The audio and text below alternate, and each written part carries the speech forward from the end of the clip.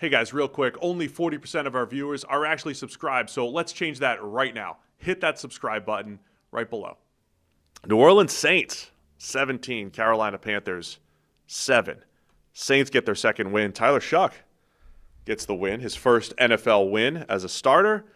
Panthers fall to 5-5. In this one, Shough finishes 19 of 27 for 282. It's over 10 yards per attempt, which is, like Sam Darnold's season. 2 touchdowns. 128 passer rating. Some big plays in this game, especially to Chris Olave. Interesting game here, Sam. What'd you make of the Saints-Panthers one? Yeah, I mean, it felt like Carolina are now becoming one of those teams, right? Like they're 5-5, and their wins and losses don't make any sense. Like they're winning games that they should lose and losing games they should win. They go to Green Bay and win last week, and at home against the Saints lose. I mean, just that as a back-to-back is ridiculous. Like Green Bay at that point looked like the best team in the NFL. You go and beat Green Bay in a dogfight, and then lose to the Saints, who look like one of the worst teams in the league, starting a young quarterback who couldn't win the job up until that point. That makes no sense as a back-to-back thing. Rico Dowdle, who'd been carving up everybody in the NFL, like putting up insane totals, ends up with 2.9 yards per attempt. Like you average 3.5 yards per play on offense. It's just a total letdown game by Carolina. Panthers score a touchdown on their first drive, 12 plays, 47 yards. Then they punt the next 4 possessions. And then in the second half, it was just a disaster of mistakes for the Panthers. Missed a field goal, fumble. After they got the ball back, after the blocked field goal, they get the ball back, and they have like a weekly. If you're watching the Panthers, there's a weekly Jimmy Horn Jr. end around. Yeah, and Jimmy Horn Jr. doesn't officially have. This time he dropped it. Right, he doesn't have a carry officially in this game because Bryce Young gets the fumble there. I didn't look closely to see who screwed up. Looked like Jimmy Horn. The exchange, but it goes down as a Bryce Young turnover, a Bryce Young fumble. But that's in the red zone for the Saints, and then Bryce Young has an awful interception. Yeah, that what was the like hell was that? It's. I say this a lot every week. Like the throw's so bad, I go back to see was it tipped or was the arm hit, and it was underthrown, and he just did not see the curl flat defender. He just didn't see Alontae Taylor dropping under the. But that's when there are times where it's like, okay, I understand why you didn't see that player. It's still bad. Like he's there the whole way, but I at least understand why you didn't pick him up. This is one where it's like, even if you didn't see it, he has to be there. Like, you can't assume that guy isn't there because otherwise there's just a giant hole. Like, most of the time, like, the coverage, you can make an assumption. Well, if they're playing cover 3, I don't think you can just assume that, like, this guy that I haven't picked up in my periphery is just absent from the picture. Like, he's almost certainly there. It's not, I mean, I guess by that logic, you would never exploit a coverage bust, just assuming there has to be a guy there. But it was such a bad interception, like a real, what on earth is that play? It was a bad read. I mean, it's just a bad read, bad throw by Bryce Young. And again, I'm not trying to – it's so easy to come in here on Monday morning and just say the team that wins the turnover battle wins the game and win in the red zone. But, like, Carolina's losses have been marred by – turnovers and those mistakes. I'm not saying they should be like 8-2 if they just, took care of the ball a couple times, but that was to lose to the Saints. They made a whole bunch of mistakes in the second half, and credit the Saints for making those plays.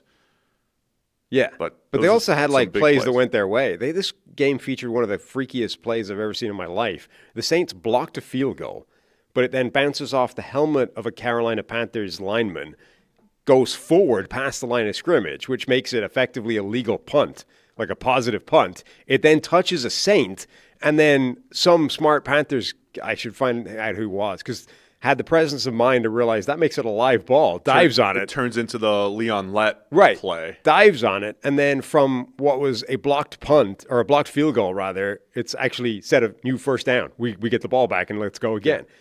And that was right before the Jimmy Horn handoff, right? Like, you then screw it up by giving it back. Yeah, the blocked field goal play was I need to find out who dived on that because that's an insane play to realize that that's a live ball. And then from a Saints perspective, Tyler Shough, good job, Hagel. Producer Will. First Saints rookie quarterback to win a game since 1981. Dave Wilson. Trust Hagel that that's true. Tyler Shough played a good game, man. Damian Lewis. I think, recovered that ball. So good for him. Shout out to Damian Lewis. Yeah. Damian Lewis. Yeah. As far as Shough's game goes, he had It also goes down as a muffed punt by Cameron Jordan. It's probably not going to see I saw that in the box his entire life. That's probably the first time that's ever happened to him. It's going to kill his fantasy numbers or something. Get negative fantasy points for that, Cameron Jordan.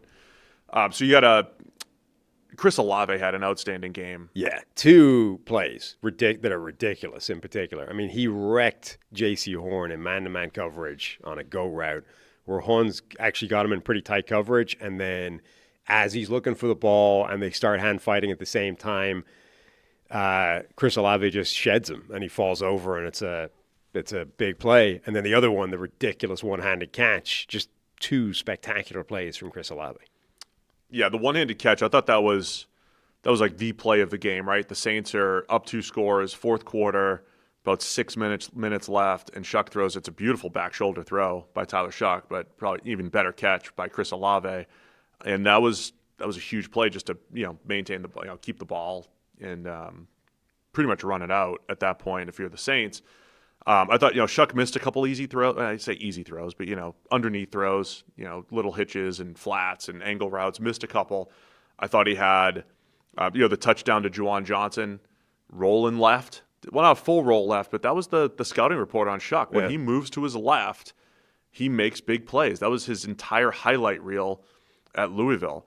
And, he makes that play to Juwan Johnson for a long touchdown. Johnson had a 52-yarder early as well. So I thought there was some really good stuff from Tyler Shough, but it was those high leverage plays, right? The long 62-yard touchdown to Olave, the 3rd and 12 where Shough's moving left and he throws the touchdown to Juwan Johnson, takes advantage of that busted coverage, and then that back shoulder to Olave to all but seal the game. I thought those were all impressive plays from Shough. And again, second straight week we haven't seen the disastrous play from Shough. And the people that really liked him at draft time said, runs the offense well, will make some tight window throws, he'll try some stuff.